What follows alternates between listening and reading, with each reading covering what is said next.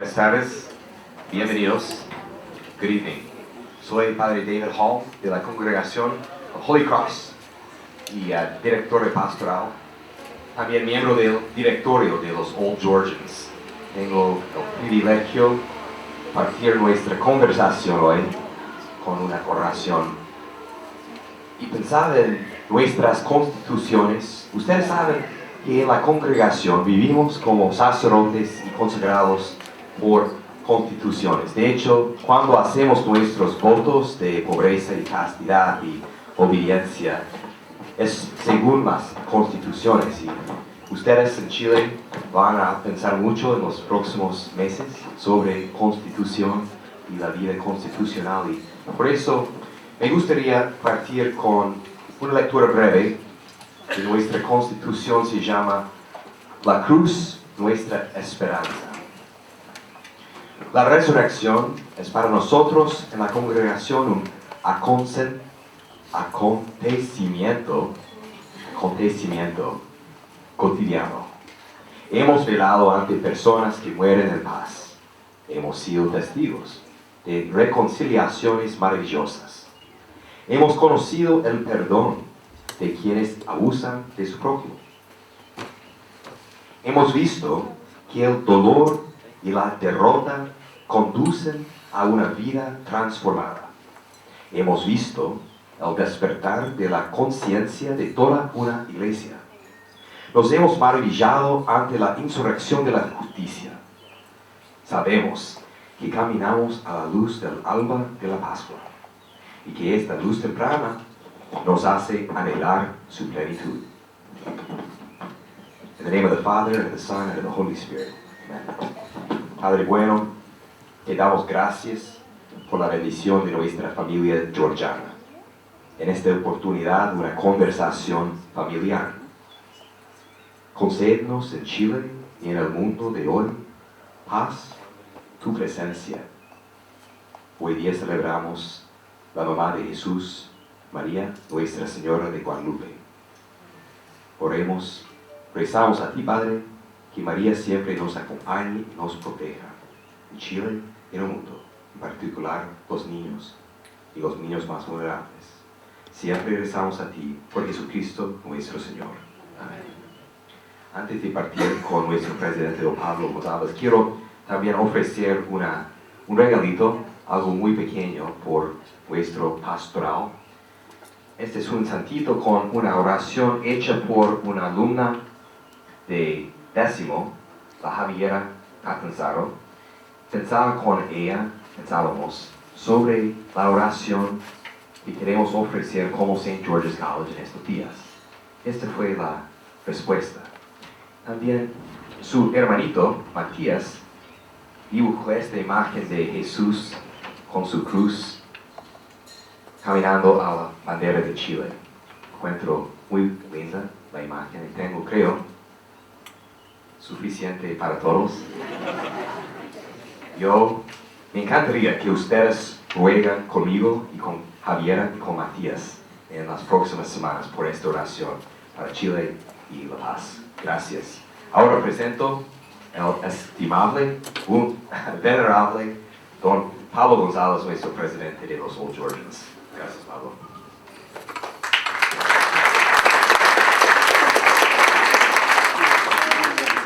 Puedo decir que el padre David es el rector electo de los Estados Unidos, de St. George. Rueguen por mí. Gracias. Bueno, buenas tardes a todos. Gracias por concurrir a nombre de la Old Georgians Association, que llamamos OGAS. Les doy la más cordial bienvenida a este seminario, el último del año 2019, al que hemos dado un título muy simple, pero necesario en los tiempos que vivimos. Conversemos. Además está decir que estamos en un momento de historia complejo, desafiante, con muchas interrogantes profundas de nuestra sociedad sobre las cuales hay muchas respuestas por construir y descubrir. Como Old Georgians somos parte de un grupo privilegiado que recibió educación de excelencia en un espacio y entorno único, pero siempre nos hemos distinguido por entender y reconocer que tuvimos ese privilegio. Tenemos grabados los sellos con que fuimos formados, somos cristianos comprometidos y ciudadanos competentes, vamos derecho a lo difícil y eso nos define en nuestro quehacer. Nos caracterizamos por no ser indiferentes a lo que pasa a nuestro alrededor, por tener opinión, por valorar y promover la diversidad, por no quedarnos con lo primero que nos dicen, por preguntar, por tolerar nuestras diferencias, por ser humildes cuando debemos serlo, pero por defender con fuerza nuestros puntos cuando sí lo estimamos. Nos distinguimos porque no somos iguales a otros privilegiados. Hoy tenemos otro privilegio, y es tener estos tremendos invitados que nos entregarán visiones de distintos puntos de vista para entender lo que nos está pasando, desde miradas tan variadas como puede ser la cultura del ego, la cultura del alma, los equilibrios fiscales y la pobreza. Quiero dar la bienvenida, agradecer y presentar a quienes nos acompañan hoy. Me gustaría partir por Patricia May. Patricia es antropóloga, titulada de la Universidad de Chile en 1979, ha sido columnista de la revista El Sábado, El Mercurio. En 2001 fue considerada como una de las mujeres destacadas por su aporte desde las ciencias sociales al desarrollo social, distinción otorgada por el gobierno de Chile. Entre 2004 y 2006 fue elegida entre las 100 mujeres líderes de Chile por la organización Mujeres Empresarias. En julio de 2007 recibió el premio a la coherencia entregado por la Fundación Laura Rodríguez, reconociendo en Patricia un modelo cuyos valores enriquecen el quehacer político y social de Chile. De muchas obras que ha escrito destaco algunas: Todos los reinos palpitan en ti, Nuevos pensamientos, nuevos mundos, Vivir conscientes, y de la cultura del ego a la cultura del alma. Bienvenida, Patricia.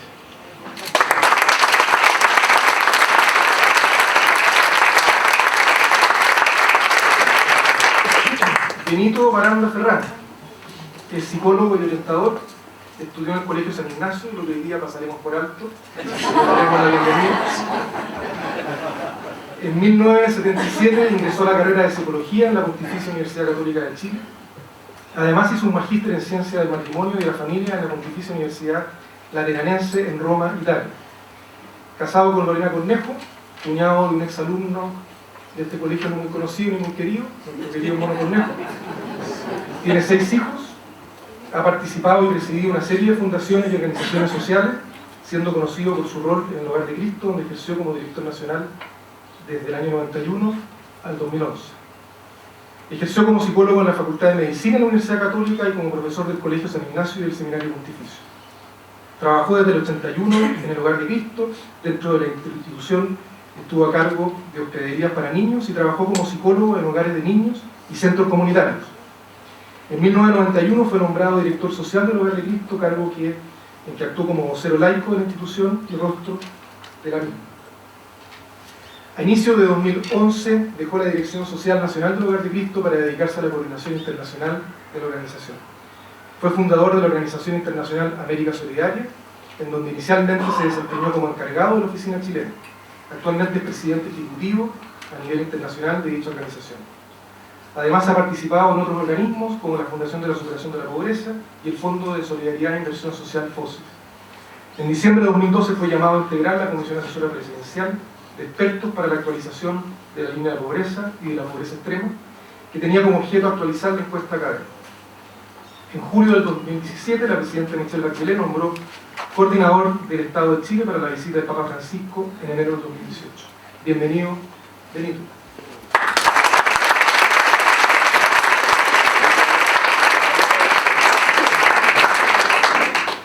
Rodrigo Valdés Pulido, exalumno del St. George, generación 84. Yo he puesto 85, pero me corregí.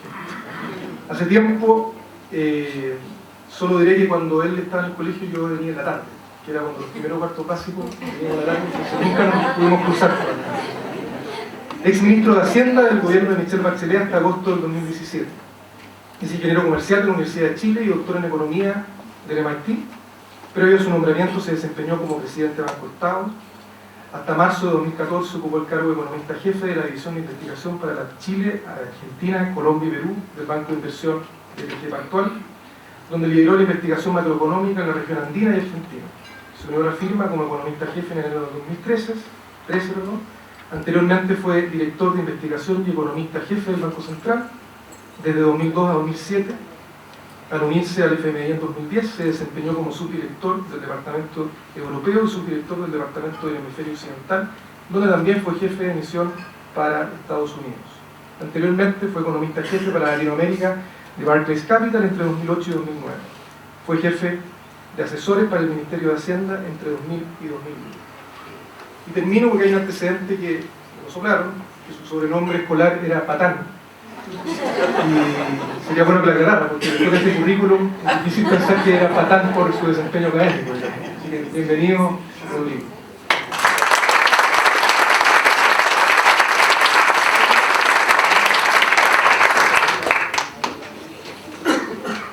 Bueno, yo voy a tomar la palabra porque me dieron una pega muy rara, que nunca he tenido, que es ser moderador y al mismo tiempo panelista de un grupo. He sido panelista muchas veces en discusiones de todo tipo, pero moderador, tratar de que avance una conversa, la verdad es que nunca lo he hecho, así que voy a sufrir. Lo que les voy a pedir a mis contertulios es que hagan una breve introducción del tema que quieran. Y nos pusimos de acuerdo que Benito va primero, Patricia después, yo después y después la Patricia, que le pido la final. De básicamente alguna idea de por qué pasó esto, para dónde va Chile, lo que queramos. Pero ojalá de la perspectiva que tenemos cada uno por su preparación previa, por su historia profesional, Entonces vamos a partir por Benito y después vamos a tener una conversa más punteada de temas que yo tengo ahora. Benito. Bueno, muchas gracias. Como varias y varios de ustedes han estado ya hasta la cuarta vez que estoy en este auditorio hablando, así que no porque no sea exalumno acá no voy a ni hablar, y me ha tocado estar en el otro auditorio también de moderador, moderando también a Rodrigo. Y con mucho gusto vengo a compartir con ustedes. De hecho, he estado trabajando afuera, acabo de llegar de trabajar afuera, en Colombia, y me vine para acá, porque además es algo de lo que he estado hablando, la primera semana más en los medios, y después he optado por promover más conversaciones en distintos ámbitos, también en el ámbito de la empresa, en distintos lugares. Entonces la mirada que voy a dar va a ser la mirada a lo social, que algunos de ustedes me han escuchado en los medios, lo que yo he escrito, y lo voy a sintetizar brevemente en estos 5 minutos, y quería partir con una reflexión que no la podemos olvidar, es que en general las imágenes que todos los que estamos acá tenemos del mundo, las tenemos a partir de la experiencia. Entonces, si las experiencias son limitadas, las imágenes son limitadas. No podemos pedirle a una persona que ha estado en una burbuja, ¿no es cierto?, de pobreza, de riqueza, de clase media, donde le toque vivir algo que no ha tenido en sus imágenes del mundo. Entonces, de lo que voy a hablar no es para acusar a alguien, para apuntar a algo, sino para decir dónde hay heridas fuertes que no hemos logrado resolver, porque nuestras imágenes del mundo son limitadas.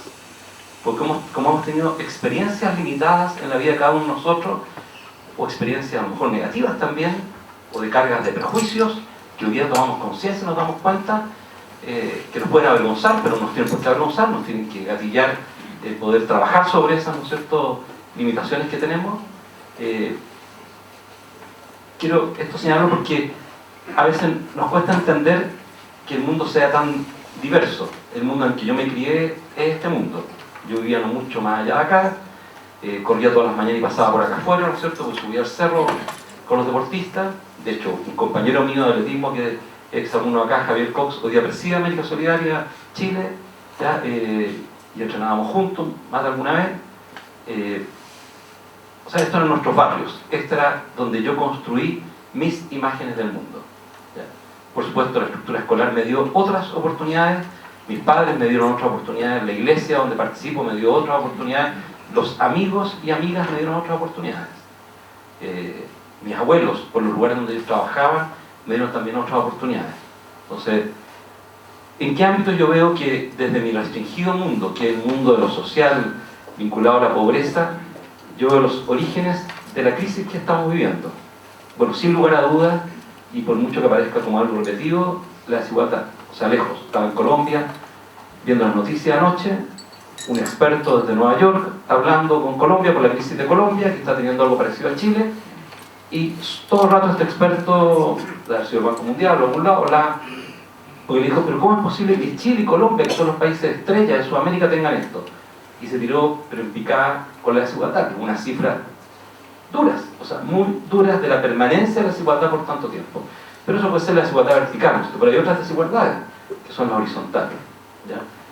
por ejemplo, el trato hacia la mujer, que ha sido algo tremendo en Chile, tremendo, histórico y de una dureza muy grande. La desigualdad de trato hacia las clases sociales, que el texto del PNUD, Desiguales, lo destacó, ¿no es cierto?, ese grupo de estudios encabezado por Osvaldo Larrañaga, que escudriñó sobre las desigualdades y dijo: la desigualdad más grave que tenemos en Chile es la desigualdad de trato. ¿Cómo nos tratamos entre nosotros? ¿Cómo nos miramos entre nosotros? Una barrera cultural gigante, porque cambiar eso es de alta complejidad, no muy fácil, porque implica cambiar el lenguaje en la familia, la manera de relacionarnos en nuestra casa y después en el barrio donde vivimos. O sea, es bien complejo, ¿no? Yo creo que no es tan fácil cambiar esa desigualdad de trato, y que es la más dolorosa.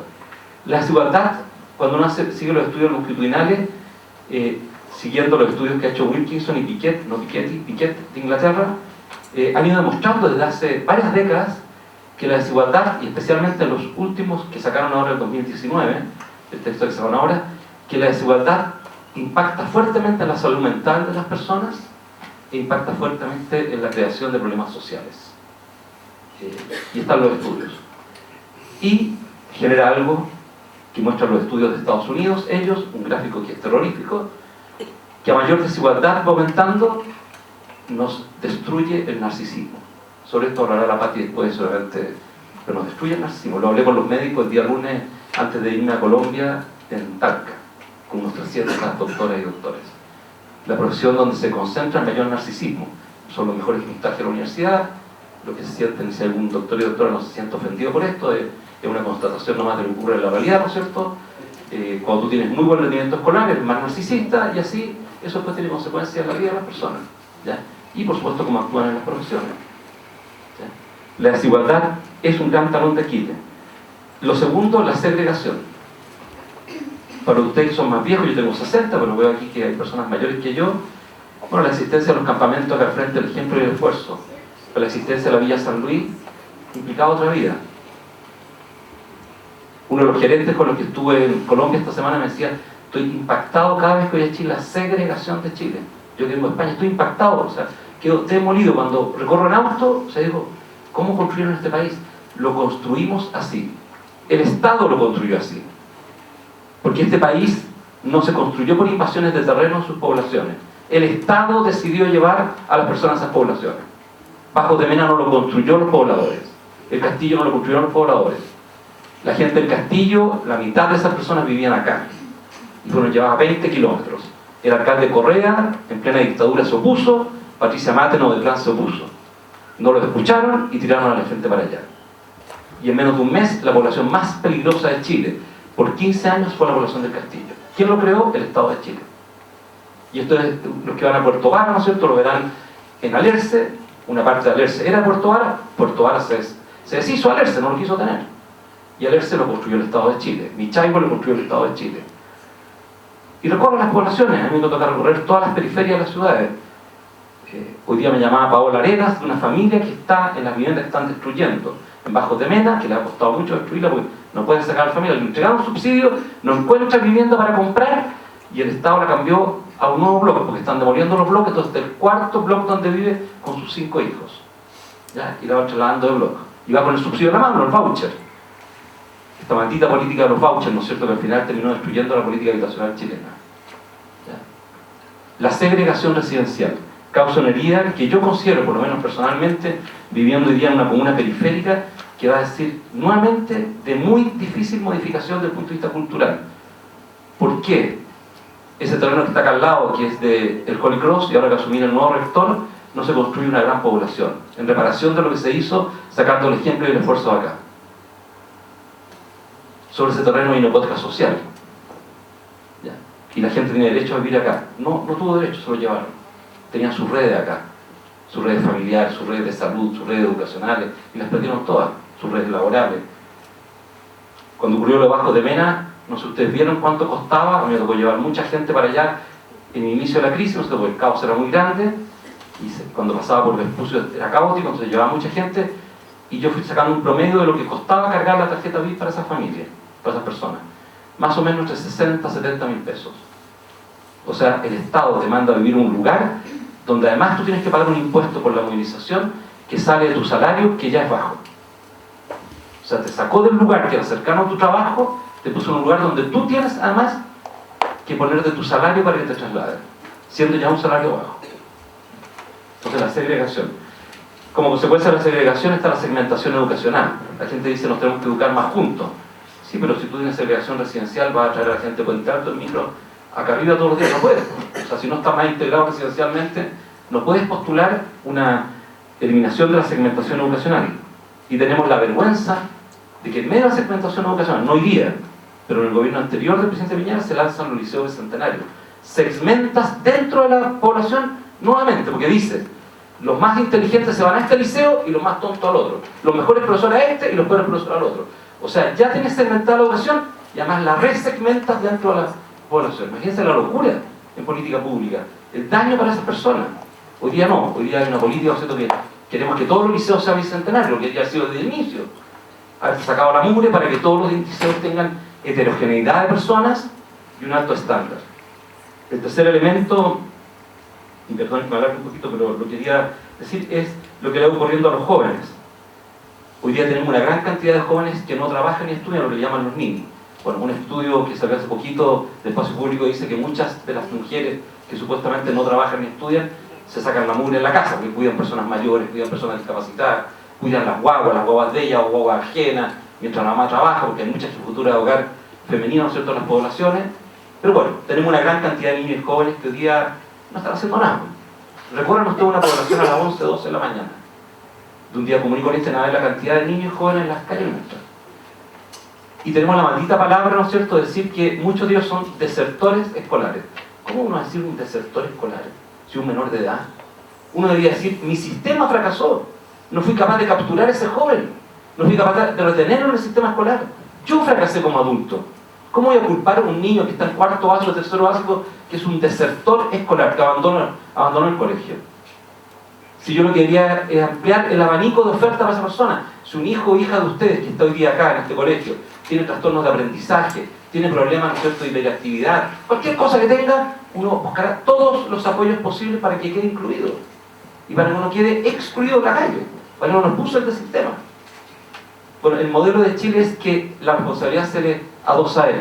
En salud y en política pública, cuando un programa no es capaz de tener adherencia, la culpa es del programa y no de la persona que abandona el programa. Y en educación parece que al revés. Se le ocurrió a estas personas inventar que ellos son los responsables porque desertaron. Entonces, si uno menor de edad no deserta porque quiere desertar, el sistema no fue capaz de ofrecerle lo que requería esa persona para desarrollarse, o de sostenerlo cuando tenía muchas dificultades para poder incluirse. Bueno, y por último, el último tema que quería señalar, y que este filósofo coreano-alemán lo estaba hablando mucho, Byung-Chul Han, ¿no es cierto?, pero también Bauman y Fromm hace mucho tiempo, es que cuando tú vas centrando tu vida fuertemente en la competencia y el éxito, al final llega un momento en que el rendimiento no da. Y no todos pueden llegar a lo mismo, ¿ya? Y como no todos pueden llegar a lo mismo, al final se revientan las personas. Se revientan las personas, inevitable, ¿ya? Ya esto lo dijo María Montessori, una psiquiatra infantil. No es educadora, María Montessori termina la educación, pero es psiquiatra infantil. En un momento muy malo, porque fue muy maltratada por los colegas que estudiaban medicina, porque ninguna mujer estudiaba medicina, ni menos psiquiatría en Italia. Y ella decía que era como una hipocresía, porque decíamos todos que queríamos paz, pero en vez de educar para la cooperación dentro de la estructura escolar, como el modelo Montessori, educábamos para la competencia. Y decía que exacerbando la competencia nunca íbamos a tener paz. Es una frase de la Montessori, será del año 50, no sé cuánto, ¿de qué año? La encontré por ahí buscando estas frases de personas notables que han reflexionado desde la educación, la salud mental de la realidad. Y bueno, ¿qué ocurre con eso? ¿Cuál es la consecuencia de nuestras poblaciones? El narcotráfico. Lo que está pasando hoy día en Chile es que las bandas de narcotráfico controlan nuestras poblaciones. Cuando el Estado de Chile decide fortalecer la frontera para meter los militares, yo salgo en la prensa diciendo que eso no va a controlar el narcotráfico y que imaginaba que detrás de eso estaba el control de la migración, oculto, por pasos ilegales. Y me tratan mal y me dicen, no me ponen mi nombre, pero el ministro de Defensa, ¿no es cierto?, me tira una pachotada y me dice, los que alegan contra esto es porque están a favor del narcotráfico. ¿Quién se ha creído que es a favor del narcotráfico? Si el problema de la droga en Chile está en el mar, que es donde entra el 80% de la droga, y en nuestras poblaciones. Y ese es el trabajo que tenemos que hacer. Y ese es el tremendo drama que estamos viviendo. Ustedes pueden tener un auto de lujo, porque lo trabajan, se lo han ganado y se han comprado auto de lujo. Bueno, revisen nuestras poblaciones. ¿Cuántos autos iguales a los de ustedes hay ya? ¿Cuántos Audi, último modelo, BMW, último modelo, manejados por chiquillas jóvenes? Cuando uno llega al aeropuerto se va a fijar inmediatamente de un viaje, a mí me toca ir harto a Haití, me tomo el viaje que viene de Miami, un montón de mujeres de nuestra población viajando. El narcotráfico. El narcotráfico. Y que ha llevado a que el ideal para el joven que no ha podido competir sea pertenecer a una banda. Ese es el ideal, porque me aporta los recursos para vivir, la protección que necesito, me entrega identidad, valoración y al final el bien que ambiciono. Y eso que lo creíamos muy lejano de Chile está mucho más metido hace 30 años en nuestras poblaciones. Y con una fuerza que hoy día yo creo que va a ser de difícil control. La mayor cantidad de las bandas más violentas que entraron a invadir muchos los territorios nuestros en las poblaciones de los supermercados estaban comandadas por los soldados del narcotráfico, porque se llaman los soldados del narcotráfico. Y ese grupo que se relaciona con los jóvenes que están fuera del sistema escolar, bueno, va a ser muy complejo poder manejarlo. Gracias, Benito. Voy a hacer mis...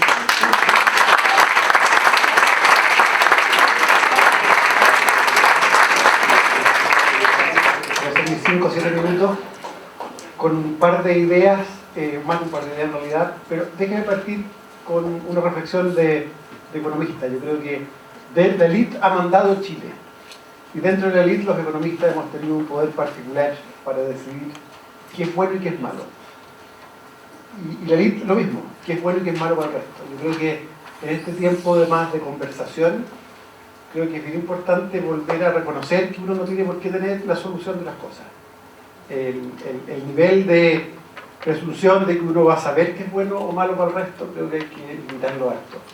Desde el punto de vista técnico uno puede calcular efectos de cosas, pero la gente puede querer vivir en un país menos rico y más igualitario, o en un país menos rico y con menos contaminación, o quizás no, quizás que más contaminación y tener más cosas, pero dejemos que la gente lo escoja.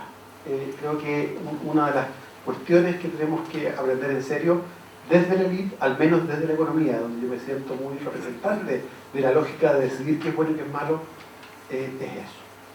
El segundo punto que quiero hacer es que quiero defender un poquito los últimos 30 años, porque tiene muchas cosas malas, y voy a referir a cosas malas en un rato, pero no tiremos los últimos 30 años por la borda tan fácilmente. Por algo tuvimos la cantidad de inmigrantes que tuvimos. Todos tuvieron inmigrantes en Sudamérica, pero tuvimos muchos más nosotros. Y venían antes todavía de la crisis venezolana o de que Haití empezó a hacer un puente. La distribución del ingreso en Chile es pésima, pero es menos mala que hace 25 años. Y el ingreso de la gente más pobre subió mucho más que el ingreso de los más ricos porcentualmente.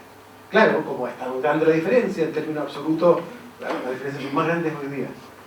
Pero a mí me angustia un poco que tiremos por la borda todo, porque hay muchas cosas que tenemos que salvar. ¿Qué va a pasar? Y déjeme hablar de economía, porque Mariano me dijo que tenía que decir cuánto va a costar esta cuestión. A ver, yo creo que Chile tiene una oportunidad. La verdad es que estábamos viviendo una burbuja. Hay algunos por ahí que dicen que la razón principal de lo que nos está pasando es porque crecimos poco los últimos 4 años. Y que no crecimos tampoco a estándares internacionales. Y la verdad es que, ¿sabes qué? Yo, pensando en eso, digo, ¿sabes qué? Prefiero no tener el modelo de sociedad en que uno tiene que crecer como loco todos los años para que la gente se compre un plasma nuevo todos los años, y si no puede hacerlo, sale a quemar la ciudad. Esa es una mala sociedad.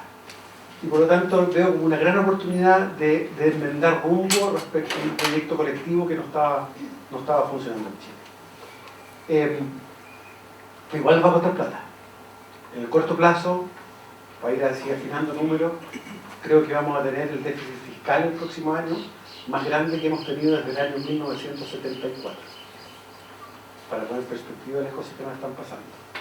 La deuda pública va a ir subiendo en los próximos años y vamos a parecernos a Colombia en deuda pública, en lo que le pasa a los mercados financieros. Vamos a tener que hacer un esfuerzo tributario bien grande en los próximos años. Esto no cuadra con el mismo esfuerzo tributario que hay hoy día.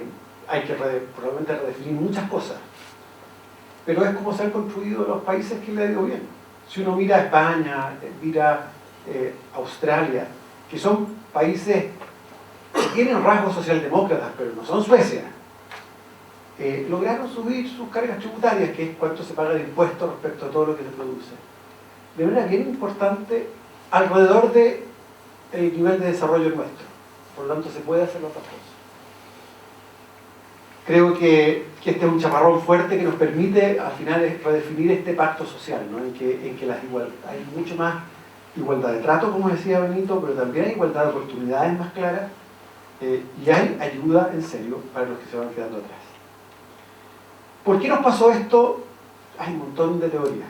Yo solo quiero remarcar un tema que siempre me ha molestado de Chile, que es que como vivimos en dos Chiles, vivimos en un Chile que además se van ido separando. Hay un muy buen paper de un profesor de Chicago de economía que estudió el premio que tiene las 4 características que les voy a mencionar.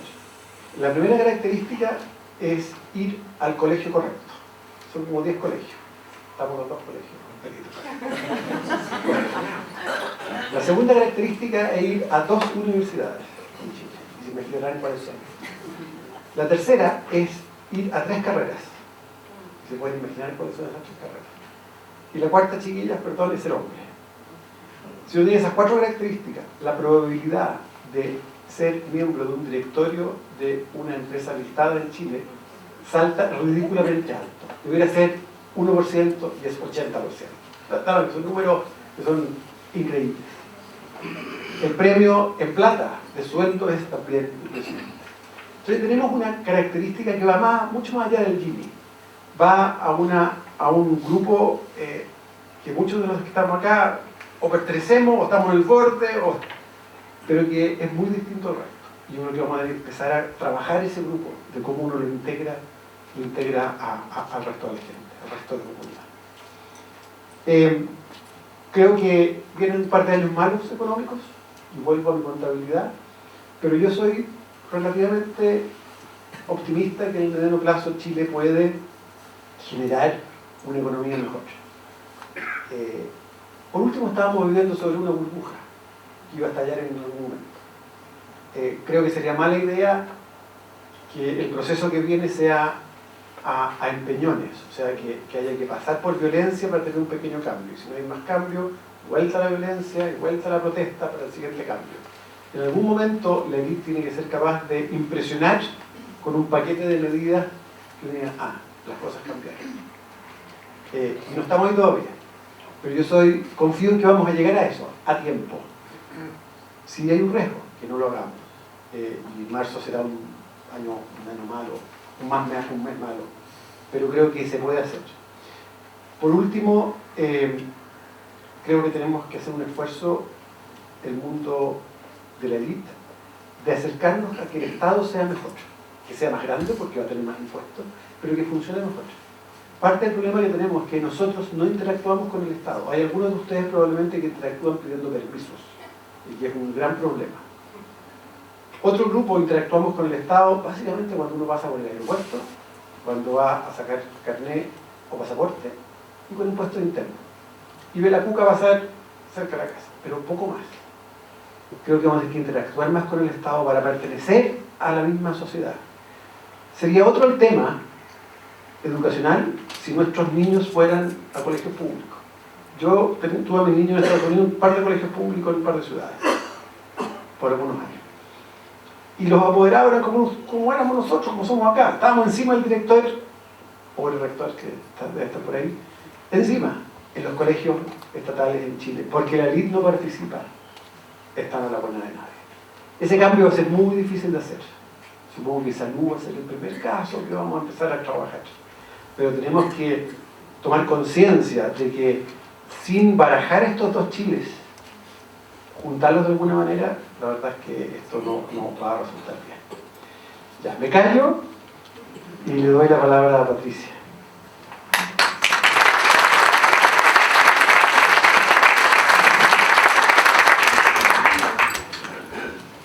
Bueno, es una alegría estar aquí. Yo nunca había estado... He venido pocas veces a este colegio, pero tengo amigos y conozco la onda del colegio. Ay, me siento como afín con la onda del colegio y estar con Benito y con Rodrigo también. Lo que dice Benito, qué bueno que estés enojado y que ahora sea políticamente correcto estar enojado, ¿ah?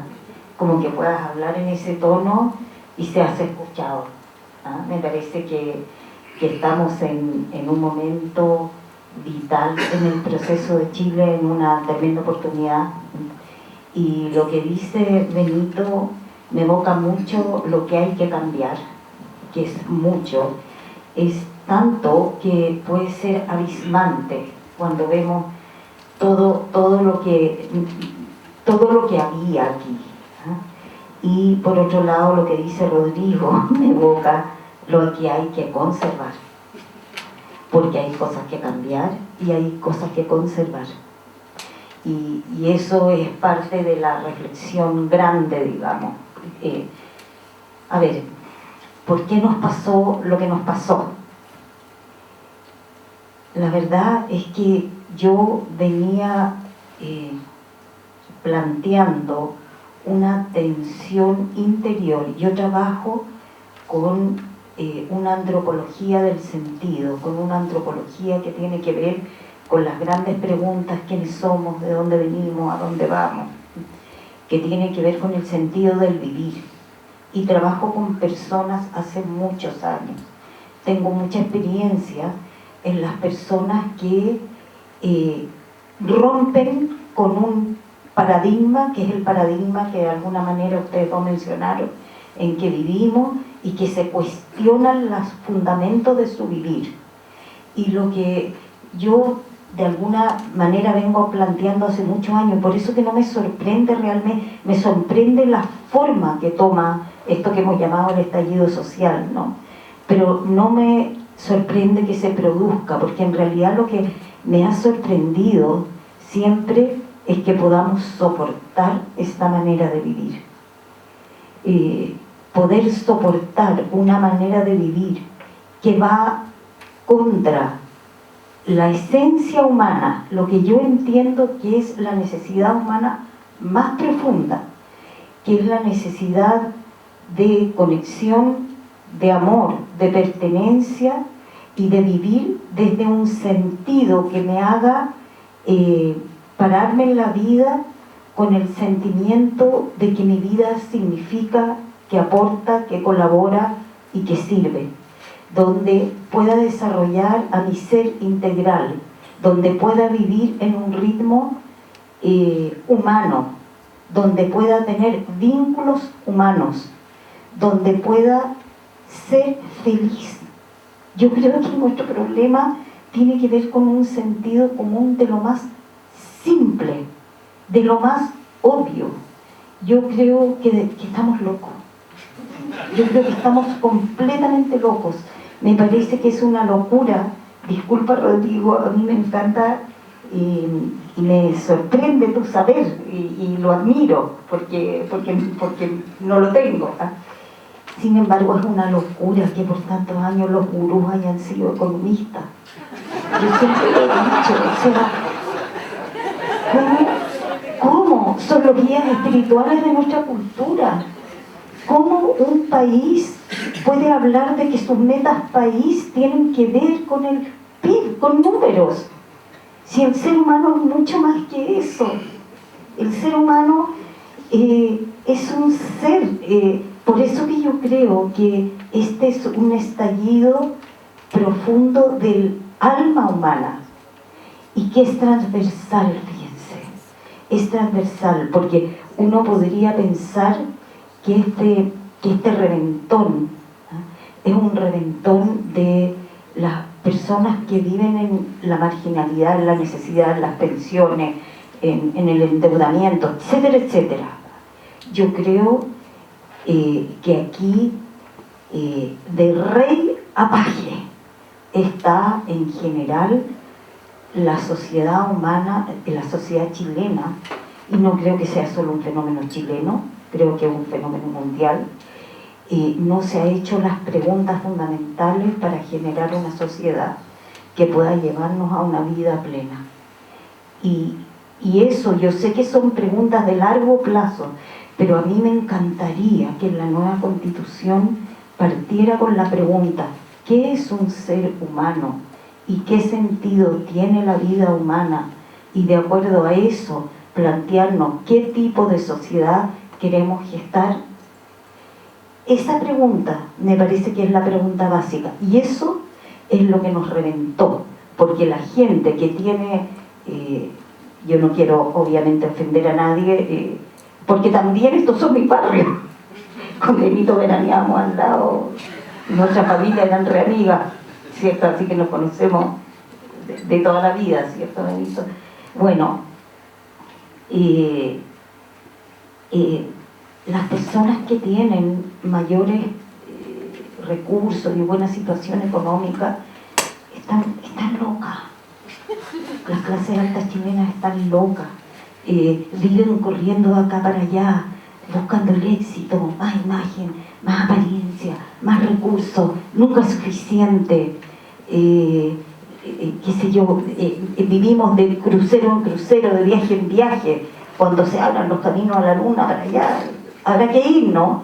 Y vamos evadiendo las preguntas fundamentales de lo que es el vivir humano, con una mente acelerada a 1000, con los niños abandonados en sus casas, con unas educaciones espantosas, que lo único que quieren es que los cabros tengan buen CIMSE y buena PSU, porque a Rodrigo le faltó decir que con esas 4 condiciones, además, las personas llegan a los cementerios correctos.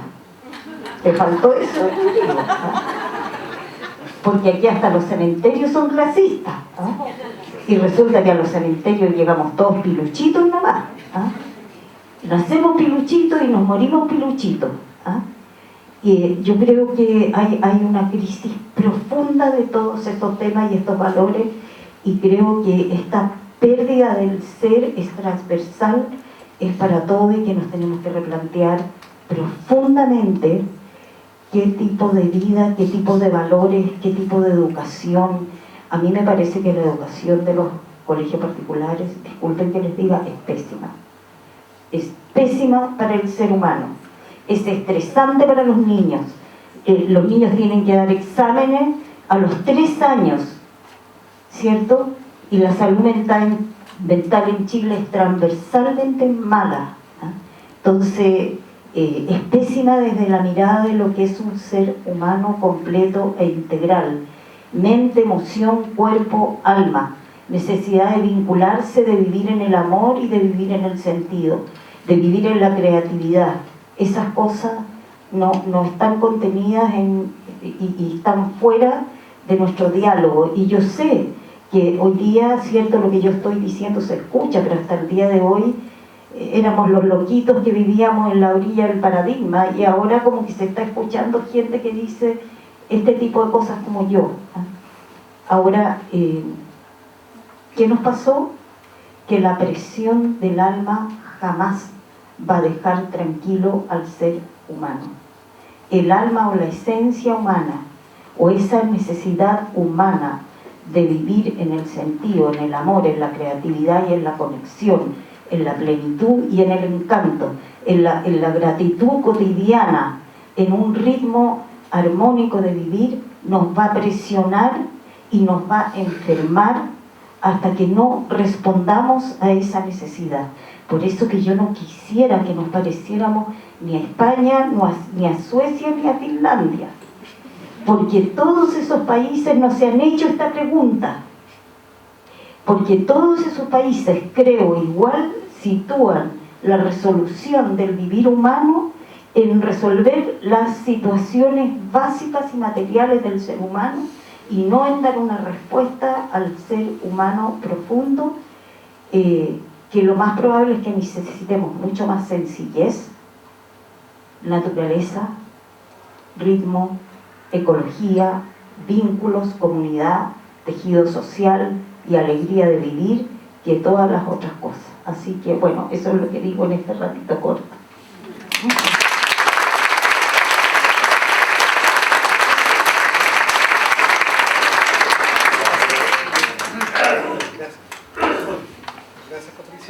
Gracias Patricia. Yo ahora tengo como un listado de cosas que quiero ir conversando. Quiero partir por una que le voy a preguntar a ambos. Que es ¿por qué hay tanta violencia? Yo creo que de las cosas que más nos impresionaron a muchos fue la violencia. A mí me impresionó más los 1.200.000 de personas, pero con la gente que converso están más impresionados por la violencia. Existía antes y no la veíamos. Reflexión personal chiquitita para el lado. Justo un par de semanas antes me tocó ir a las Majadas de Pirqui a dar una charla a un grupo de gente de la generadora, da lo mismo. Y me decidí alojar allá, porque no por tomar vino a la hora de comida, sino que porque dije, no me vuelvo por Puente Alto por estas calles de noche. Y tuve una sensación súper mala, de que había una violencia ahí, que yo no vivía diariamente, pero que era complicada. ¿Estamos viendo un fenómeno nuevo en la violencia o viene de antes? ¿Hay en la destrucción un símbolo que tenemos que entender? Son puras preguntas alrededor de la violencia que me gustaría si ustedes pueden darle un par de minutitos.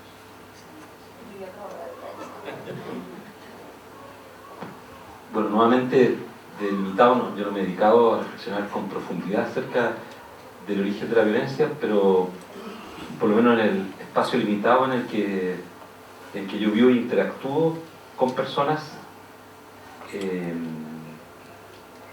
claro, la violencia ha ido creciendo fuertemente. O sea, nunca en la historia de los un poquito más de 30 años que llevamos viviendo en La Pintana había habido tanta violencia como en los últimos años. Algo que le dije a los respectivos ministros del Interior, que le decía que es impresionante la violencia que había. Y la violencia, claro, había ingresado, como dice la droga, sí, pero la droga también se consume porque hay frustración existencial. No es la droga, ¿no es cierto? La droga es un elemento para escapar de la realidad, ¿no? Y se suma quizá a lo que decía Patricia, pues también es transversal. Los que van a comprar droga al Castillo vienen de acá también, y la vienen a vender acá después. Algunos chiquillos de acá arriba viven de eso, ¿ya? Porque hoy día pueden ingresar por la autopista, ingresar casi directamente al Castillo, compran la droga y se vuelven rápido para acá, los viernes en la noche. La violencia, después de expresar en destrucción, en asalto, en robo, ya estaba presente, en nuestras poblaciones ya estaba presente hace mucho tiempo. Cosa que estaba contenida por la represión, que era una represión focalizada, pero se escapaba muchas veces, se escapaba. La gente se sorprendió por el asalto a la comisaría. Bueno, esa comisaría fue asaltada en una sala igual, la de la granja, y pasó lo mismo. Y la gente de la feria tuvo que tirarse al piso, Misionero estaba comprando en la feria de Lorena, tuvo que esconderse en el auto y bajar hasta esconderse. Los balazos pasaban por arriba del auto. Esa misma comisaría. Muchas comisarías de ciudad asaltadas, quizá hoy día más, porque hay descontrol de estas bandas criminales o bandas de narcotraficantes. Pero quiero ir quizás como a un origen de lo que yo percibo en nuestra familia. Y ahí quizás después Patricia nos puede ayudar a reflexionar más profundamente sobre eso. No hemos logrado bajar la violencia en la familia. La violencia del abandono, la violencia del insulto, del lenguaje que utilizamos, de la pobreza del lenguaje que utilizamos.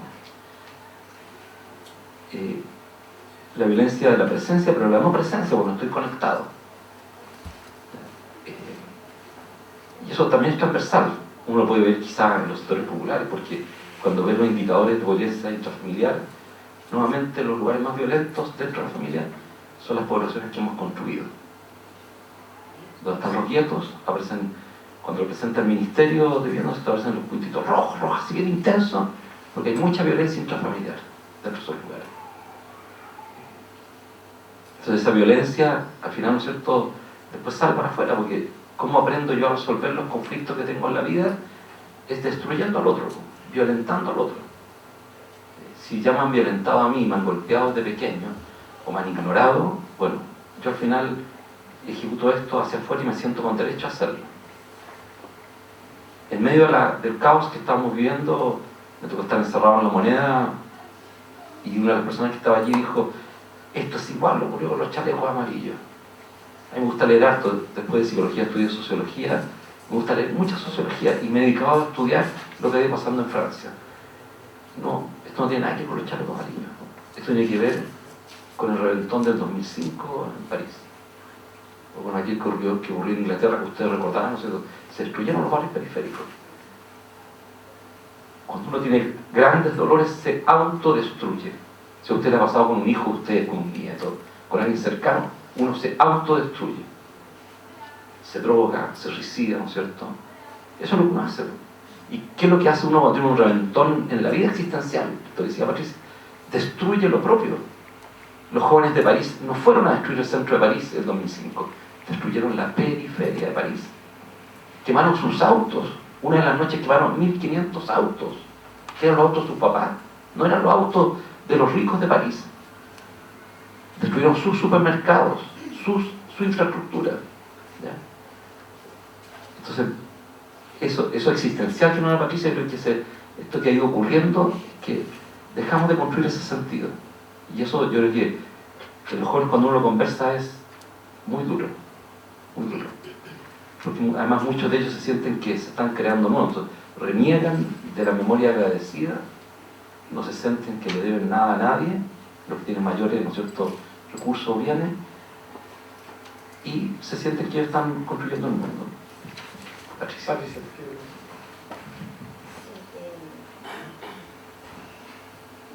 Varias cosas.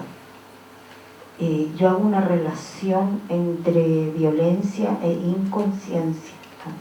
La violencia, a ver, primero, creo que la violencia es el estado en que vivimos, por lo que decía antes, porque nos violentamos permanentemente a nosotros mismos, porque estamos cada vez más cansados.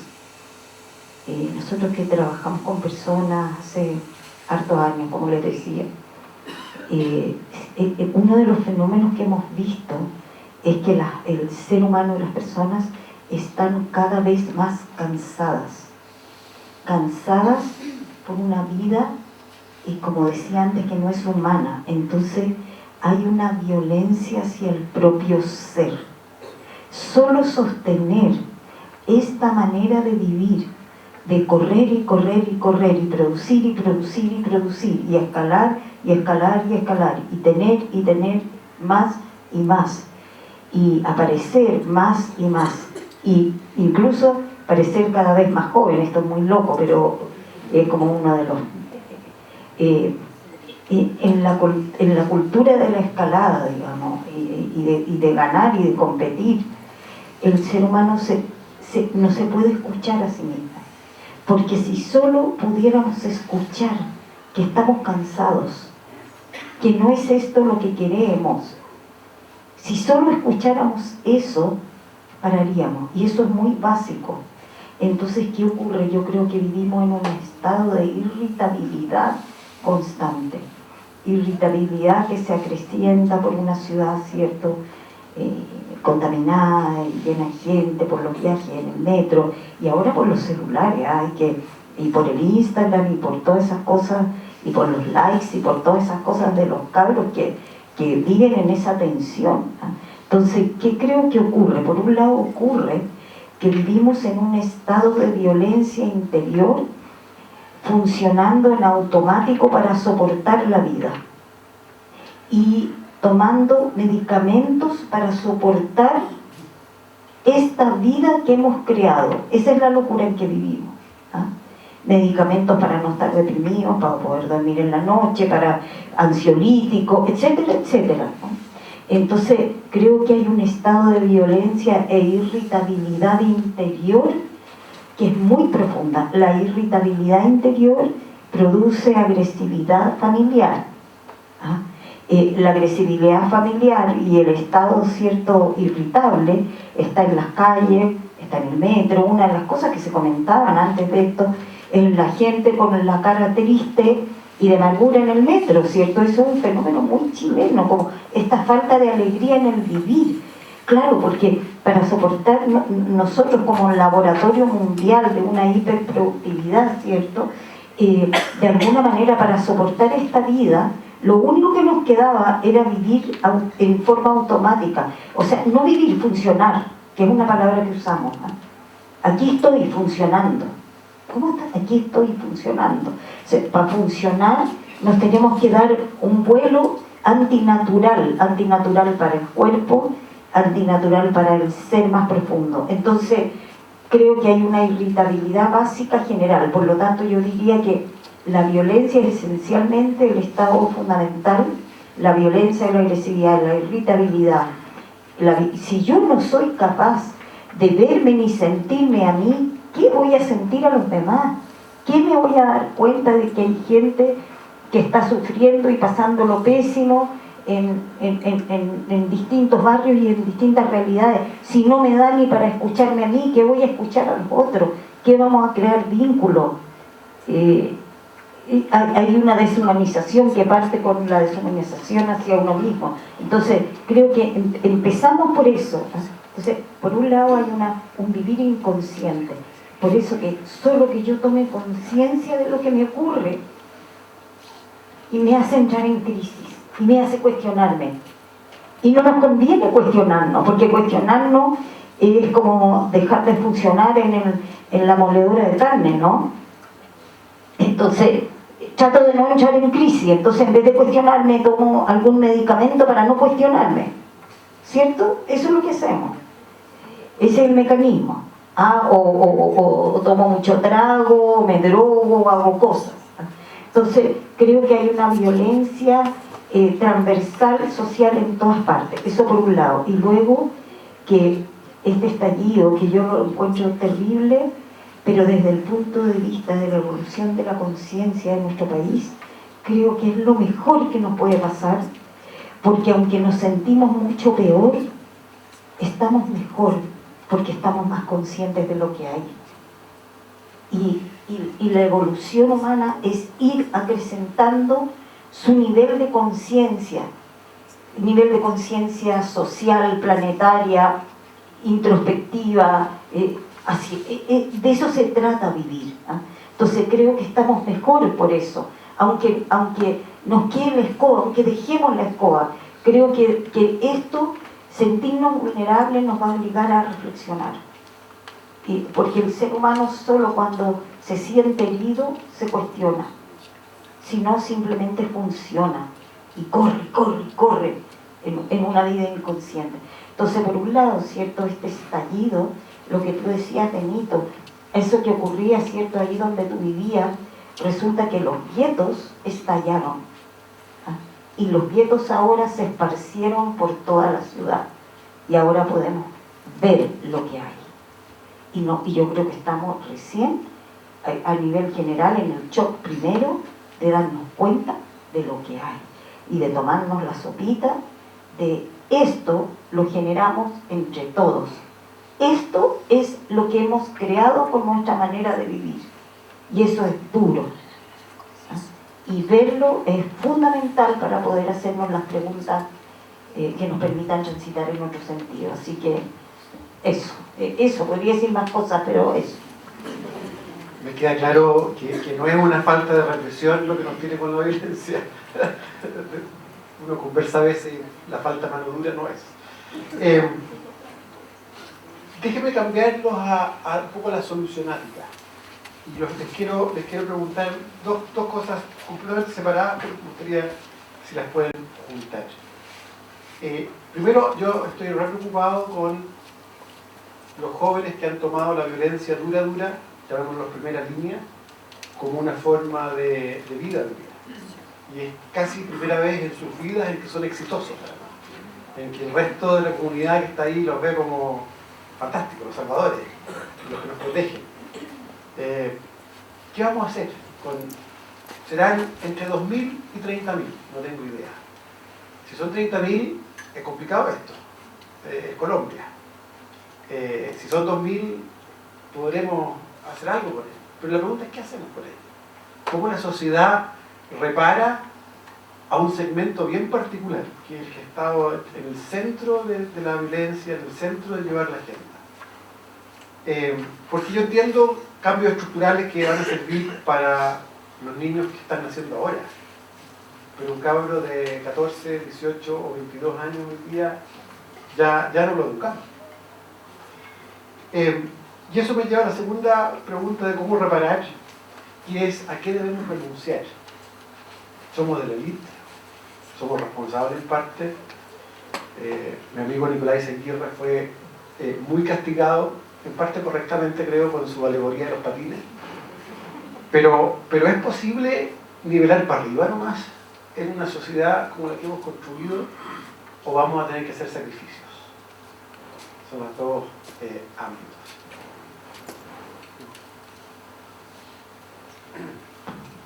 Bueno, lo primero que se te salió lo economista, porque dijiste un cabro de 20 años ya no lo educamos. Lo educamos siempre. Si uno lee a Erik Erikson, ¿no es cierto?, y lee todas las etapas del desarrollo humano, hasta la octava etapa que habla Erik Erikson, uno nunca deja de educarse. Nunca deja. ¿Qué es lo que educar? Es sacar lo mejor, como lo dice la palabra, lo mejor de lo mismo. Uno es viejo y a lo mejor va a sacar algo que no era capaz de sacarlo cuando tenía 18 años, ¿no es cierto? Y a las personas mayores que están acá, que a lo mejor ya son abuelos, saben que sacan cosas que jamás se imaginaban que podían sacar.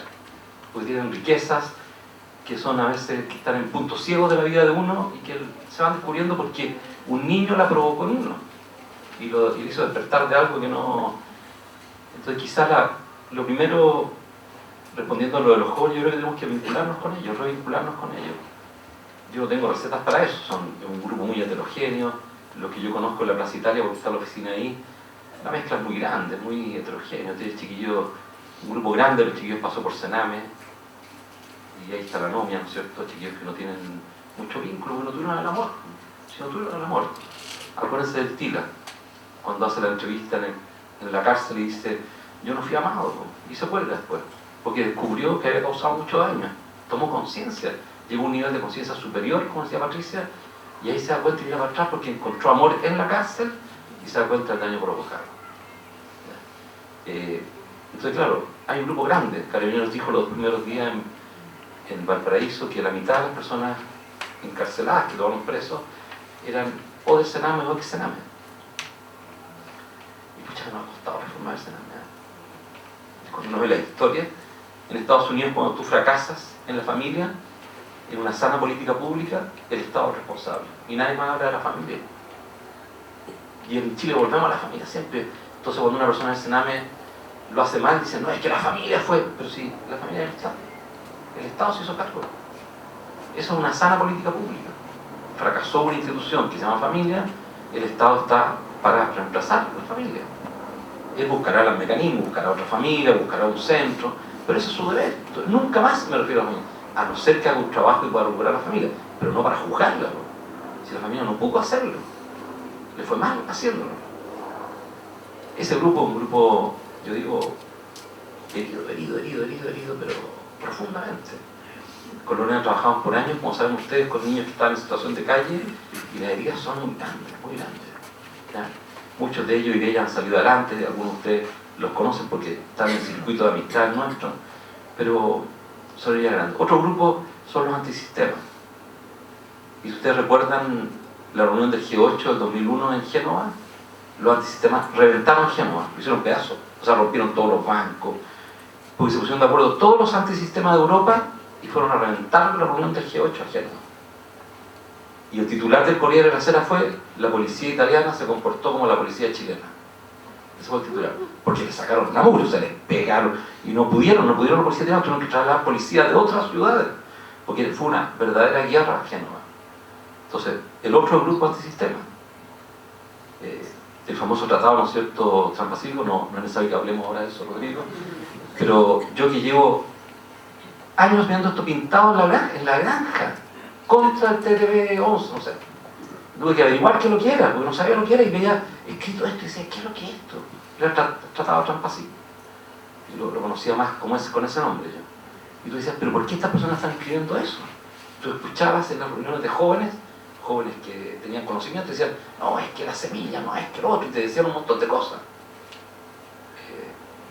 Entonces, esos jóvenes antisistema son una fuerza muy potente, que se cruzan con el tercer grupo, de los que uno ve ahí en la plaza también, que conozco algunos, que son de estos barrios, algunos se educaron acá, o en un colegio al otro lado del río, que son los anarquistas. Y si a alguno de ustedes le ha tocado negociar con anarquistas, les ha tocado, es muy difícil. Es muy difícil. Y el anarquismo es un movimiento. Yo tuve que aprender, me tuve que meter en el fundador, en su lógica, en su pensamiento del fundador, del gran promotor del anarquismo. Y es tremendo, se acerca un poco a la anomia, un poquito. Ya tiene quizás unos bordes ahí donde se toca. Entonces los jóvenes yo creo que hay que sentarse a conversar con ellos, conocerlos, porque son muy diversos. ¿Ya? Y en relación, y yo diría que ahí siempre se puede transformar las vidas. Hay mucha gente que ha transformado su vida producto, ¿no es cierto?, de esa interacción. Y tú decías, es posible... ¿Qué hay que renunciar? Bueno, yo nunca he sido partidario de lo que dicen los economistas que decían, no hay que repartir, sino hay que ampliar la torta. Mentira. Mentira. O sea, si tú eres empresario, ¿quiénes son los trabajadores? Acá hay un gran empresario que quebró y que lo enseñaba siempre, decía, mis trabajadores son mis socios. Y no hablaba de sus empleados, de sus trabajadores. Mis trabajadores son mis socios, decía él. Y si yo fracaso, ellos van a fracasar. Si a mí me va bien, a ellos les va a ir bien.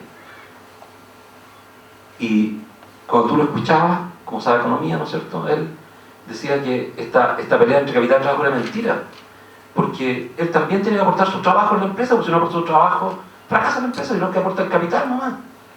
Y también el trabajador te aporta su capital. ¿Cuál es su capital? Su capital humano, ¿no? Si él es el que sabe hacer una olla, es el que sabe pintar, yo no sé hacerlo, ¿no? Yo no sé poner ladrillo. Es el capital del trabajador, ¿no? Entonces la pugna entre capital y trabajo es mentira, es un gran engaño. Y tú deberías haber sido siempre sentido que la persona que trabaja contigo es tu socio y tu socia. Y esa persona debería haber sentido que eso es parte de su historia. Hoy día hablaba con uno de los gerentes cuando venía para acá, que lo estaba acompañando porque lo han pasado muy mal como empresa, y me decía, ellos estamos impactados, nuestros trabajadores llegan a trabajar y no podemos trabajar, este desastre. Ahora estamos trabajando, pero llegan y nos ha hecho cuestionarnos cómo los tratamos nosotros a ellos. Porque ellos han llegado a trabajar sabiendo que no podemos abrir. O sea, el compromiso que han tenido ellos nos ha conmovido.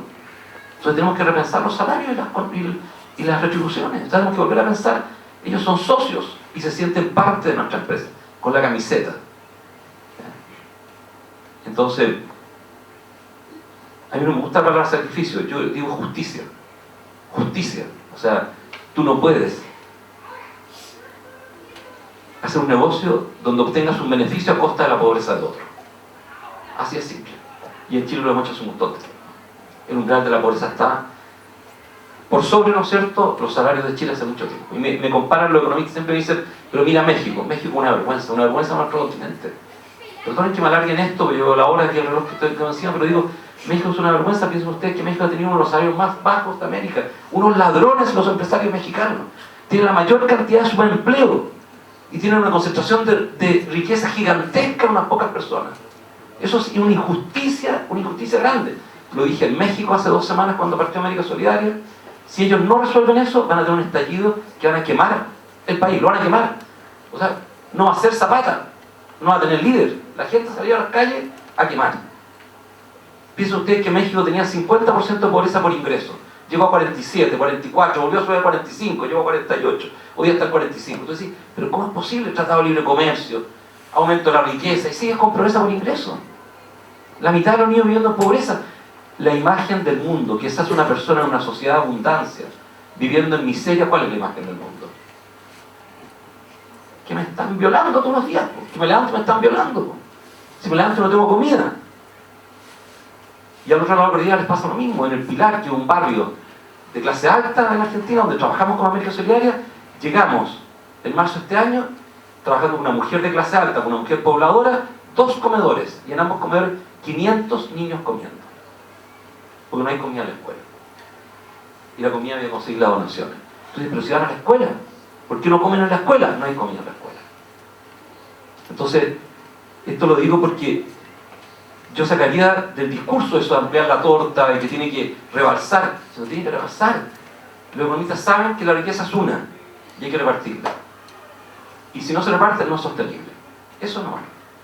Y si quieren una guerra, bueno, lamentablemente la van a tener. Y esa guerra va a ser gigante. Porque cuando tú concentras la riqueza, lo que generas es una gran insatisfacción. Y léanse a Wilkinson y Biquet. Ese texto ya está traducido en castellano, y vean las consecuencias que tienen las personas, esa gran dificultad que tenemos para distribuir. Y esto no es contra las personas que hoy día concentran la riqueza, porque soy parte de esas personas, ¿no es cierto? No es contra mí, es una reflexión, y es lo mismo que dice, ¿no es cierto?, Patricia, esta pausa, esta detención que tenemos que hacer para decir, ¿qué estamos haciendo nosotros? ¿Para qué estamos viviendo? Y yo creo que ahí está la salida.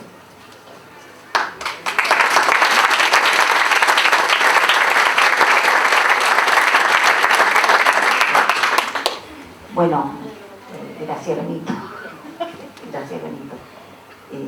A ver, yo creo que hablo en términos más generales, como la gran mirada más que la cosa específica, pero la primera pregunta era sobre los jóvenes. Sí, a ver, dos cosas más o menos cortas, porque no sé hasta qué hora tenemos... Ya, como que nosotros estamos mirando un reloj ahí. Claro. Está malo. Está malo. A ver, los jóvenes, yo diría dos cosas. Que Benito menciona, cierto, los niños, creo que el 50% de la gente que está presa viene del Sename, ¿no? Es un dato que no sé si está correcto, pero me parece que sí, ¿eh? Y que muchos de los jóvenes que han participado en violencia, más que en saqueo, al saqueo yo creo que tiene un tema valórico, una sociedad consumista que está todo el día la tele educando con comprar y tener y esto y ya una cultura que se ha desarrollado en base a un discurso económico solamente y no valórico más amplio, creo que genera mucha pérdida de sentido. Pero por un lado restaurar el tejido social es un trabajo a largo plazo, más que reprimir en los lugares, ¿cierto?, donde vulnerable, más que reprimir, invertir en áreas verdes, invertir en deporte, invertir en cuestiones comunitarias, invertir en educación. Por un lado eso, por otro lado yo creo que tiene que haber eso por un lado, ¿cierto?, invertir en tejido social y sentido de vida. Yo tengo la sospecha que los cabros que están en primera línea son héroes y les ha dado una razón para vivir en una cultura que no da ninguna razón para vivir, aparte de tener y consumir. ¿En qué sentido puede eso mover a un joven? En ninguno. En comprarse zapatillas, en los celulares, o sea, ¿en qué sentido mueve profundamente a cualquier ser humano? Entonces, claro, creo que, no sé, pues bacán participar en la primera línea y ser un héroe social o ser anarco, o ser, por un lado pertenezco y por otro lado tengo sentido. Nosotros vimos a unos chicos que quemaron un hotel en La Serena hace poco, ¿cierto? Y se sacaban felices unas fotos sintiéndose, porque la conciencia tribal, la necesidad de ser tribu, es algo que no está satisfecha, que satisfacen los seres humanos en su niñez y juventud. Soy parte de una tribu que me contiene, familia, ¿cierto? La tribu de los amigos, qué sé yo. Estos niños no han satisfecho nada de eso, no tuvieron nada de la cosa, de la contención tribal en el sentido de la pertenencia, y luego una vida donde hay ni, ¿cierto? Y donde no hay ninguna sentido o algo que me pueda dar la vida, y por otro lado la propaganda me muestra lugares a los que hay que llegar que yo jamás podré llegar.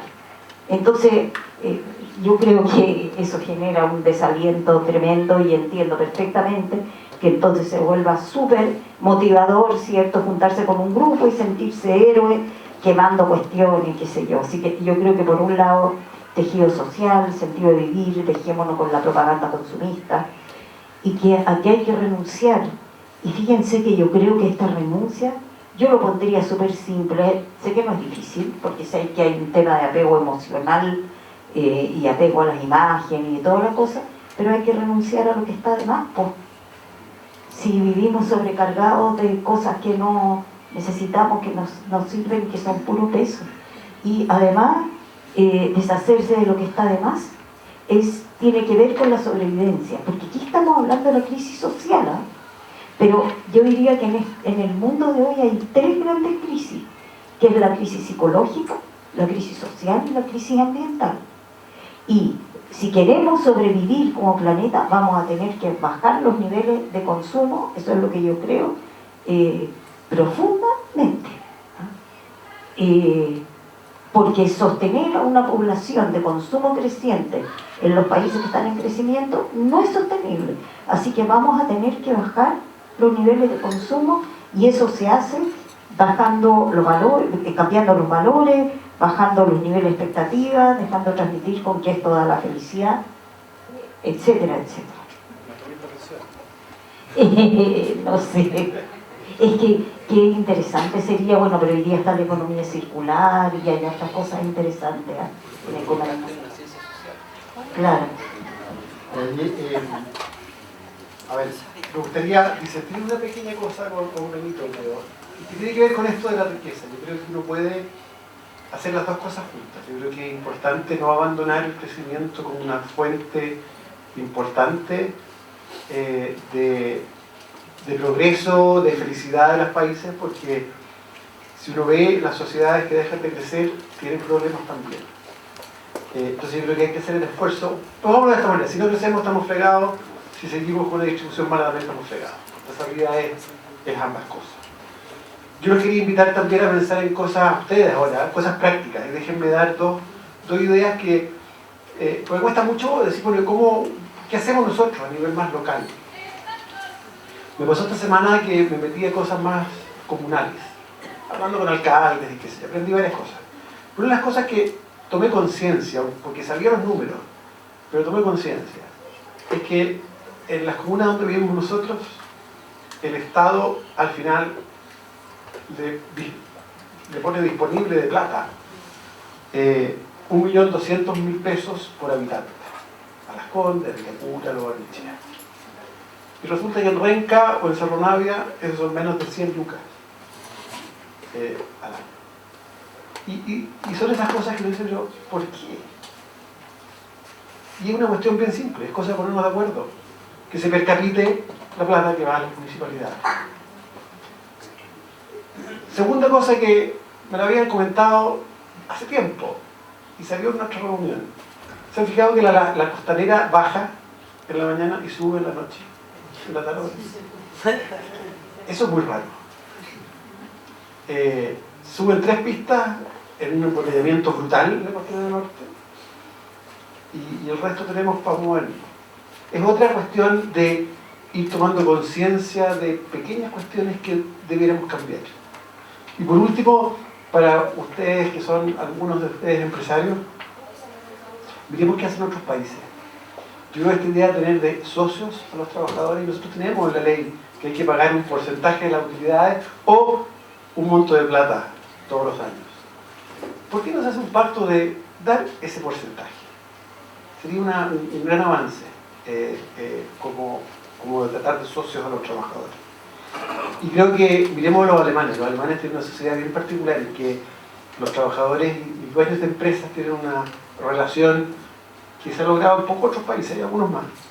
Y parte por una cuestión bien básica en que yo me oponía brutalmente hasta que llegué a Banco Estado, que es que en el directorio había un representante de los trabajadores. Es una locura inicial porque uno comparte información, bueno, se puede hacer sin compartir información, pero hay algo del trato al final, en estas cosas que hay que mirar al mundo y aprender de ellas.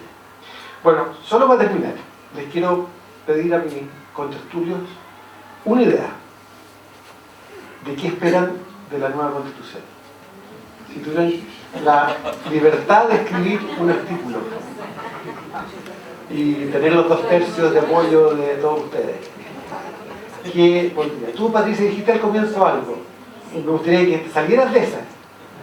Va a tener que decir uno distinto, para que no sea tan fácil. Chuta, ya. Yo digo... Ya, es que no sé si esto se podría poner en la nueva Constitución. Educación integral como un derecho para todos.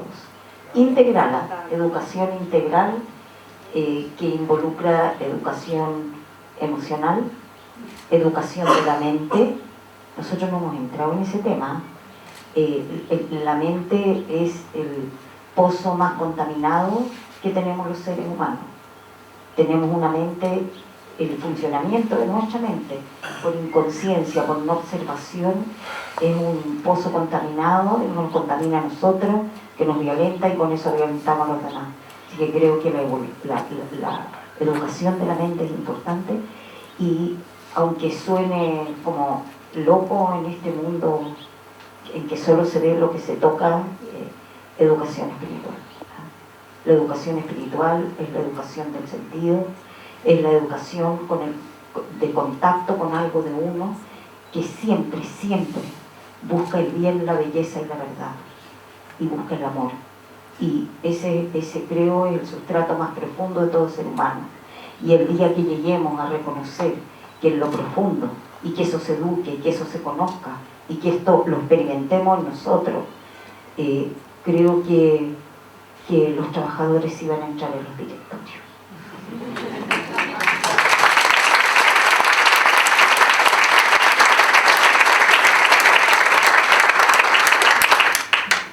Bueno, comparto plenamente lo que ha dicho Patricia y agregaría a ello la obligatoriedad de ciudades inclusivas. Y que esté en la Constitución, que los barrios no pueden ser excluyentes, exclusivos. Según usted vio en un barrio exclusivo, bueno, lo lamento, pero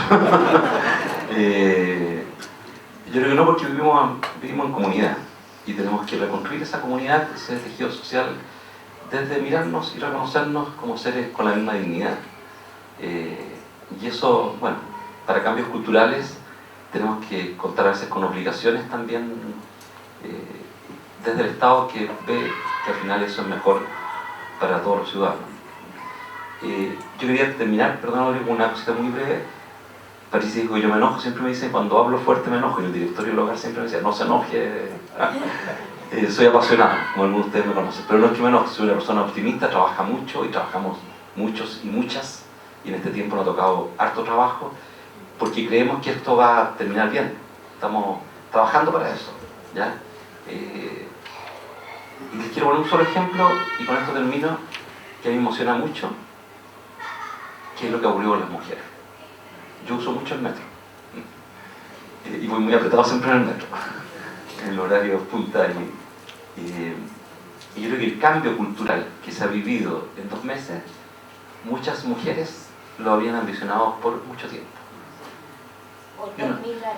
Claro, y uno podría estar de acuerdo o en desacuerdo, ¿no es cierto?, con el texto de las tesis, todo eso, todo podríamos hablar todo, pero lo que provocó eso, la ola interior en las personas, la posibilidad de, no solo en Chile, leía los textos de México, de cuántas mujeres nunca habían hablado en su vida que habían sido abusadas, violadas. Tenemos el caso, ¿no es cierto?, de la hija de Joaquín Lavín, ¿no es cierto?, lo que habló ella por primera vez en un mensaje de Twitter, ¿ya? Es un cambio, yo lo encuentro impresionante. Me conmueve, o sea, me dice, algo viene, algo mucho mejor viene. Porque accedimos a un nivel de conciencia superior que el que teníamos antes. Y yo aspiro, y este es mi sueño, que a lo mejor no lo puedo poner en la Constitución, es que ese nivel de conciencia lo tengamos relacionado a la niñez y la juventud. Que hagamos un gran movimiento, que el nivel de conciencia sea tan alto, digamos, ni un niño, ni un joven puede quedar fuera de Chile. Y si queda alguien, nos duele a todos. Y todos nos movilizamos, independiente de los recursos. Todos nos movilizamos. Si tiene trastorno mental, está consumiendo drogas, es un hijo nuestro, es un hijo nuestro. Pero eso es un sueño. Gracias.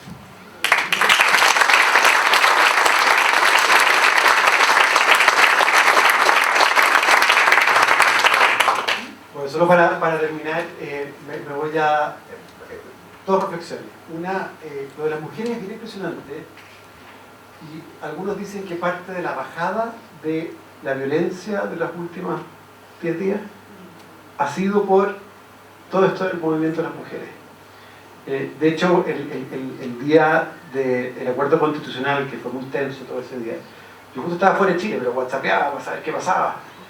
Y una mujer política que estimo mucho yo, en un grupo más amplio, dijo, pucha, si las mujeres hubieran estado a cargo, a las 5 de la tarde ya habríamos tenido esto resuelto. Bueno, el segundo, y creo entonces que hay un rol bien particular en lo que viene para una mirada con menos testosterona al final del día a día. La segunda cosa es que voy a ponerme fiscalista, muy de acuerdo con todos los derechos, pero vamos a poner una coma y vamos a decir en la medida de las posibilidades del Estado, porque esto hay que cuidarlo. Una de las cosas que tenemos que cuidar de verdad es un ambiente macroeconómico sano.